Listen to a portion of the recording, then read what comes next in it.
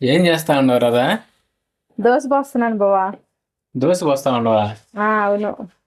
ఎలా, అన్నం చేయలేదా? అన్నం చేయలే, నైట్ దోశ తిన్నామని. వెయిట్ తగ్గాలనే?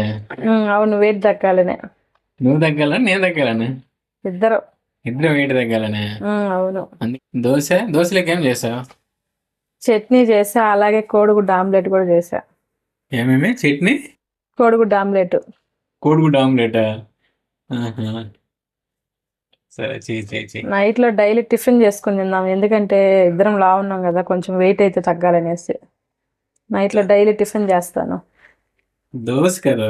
ఉమ్, దోశ కదా రాదా, చపాతి చేయి నైట్ లో. చేస్తానులే రేపు. రేపు చేస్తావు చపాతి? ఉమ్, ఈ రోజు దోశ, రేపు చపాతీనా? ఉమ్. ఏమో చెయ్యప్ప.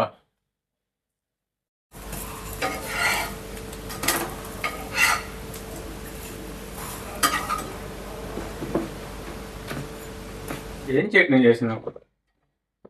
పల్లీల చట్నీ చేసా. ఏది?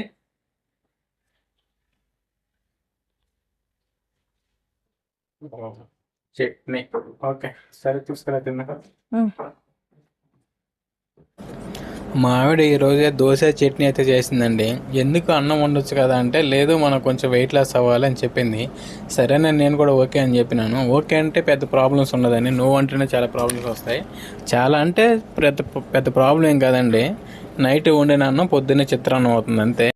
మనకేమన్నా కొంచెం శారీరక శ్రమగాను ఉంటే కొంచెం అంటే వెయిట్ అవ్వమండి. మనకి ఇక్కడ ఏం పెద్ద పని ఏమి ఉండలేదు. పొద్దున్న ఆఫీస్కి పోవడం, సాయంకాలం ఇంటికి రావడం. అయినా నాకైతే ఈ నైట్ దోశ తిన్నా, చపాతీ తిన్నా, ఏం తిన్నా నాకైతే కొంచెం రైస్ తింటేనే సమాధానం అవుద్దండి. ఎందుకంటే మనం సౌత్లో కాబట్టి మాకు ఫస్ట్ నుంచి రైస్ తింటాం అలవాటు మనకి. నెల్లూరు వాళ్ళకైతే ఎక్స్పెషల్లీ నెల్లూరు అని కదా, మన తెలుగు ప్రజలు ఏడన్నా కూడా వాళ్ళకి ఏంటంటే కొంచెం రైస్ తింటేనే కొంచెం సమాధానం అనమాట. అంటే ఎంత తిన్నా కూడా నైట్ పూట నాకైతే కొంచెం తినాలనే రైస్, లేకుంటే నాకు నిద్ర రాదు. ఇప్పుడు మనం పొద్దున్నే తింటాం కదండి ఈ టిఫిన్లకి, దోశలు, ఇడ్లీలు, వడలు అని. ఈ ఎన్ని తిన్నా కూడా నాకు పెద్దగా ఏం అనిపించదు. కానీ అదే నా చిన్నతనంలో, అదే నైట్ వండిన అన్నం, ఆ గెంజి ఉంటుంది కదా, ఆ గెంజి అట్ట ఎత్తి పెట్టుకొని దాంట్లో కొంచెం నీళ్ళు వేసి కొంచెం తోరిపి పక్కన పెట్టుకొని నైట్ అంతా అలాగే పొద్దున్న లేసి ఆ గెంజిలోకి ఆ అన్నం వేసుకొని తింటుంటే, కొంచెం అన్నం వేసుకొని ఒక పచ్చిమిర్చి, ఒక ఎర్రగడ్డ, కొంచెం ఉప్పు వేసుకొని తింటుంటే అసలు మన పేదోళ్ళకి అదే అనమాట అప్పుడు బిర్యానీ.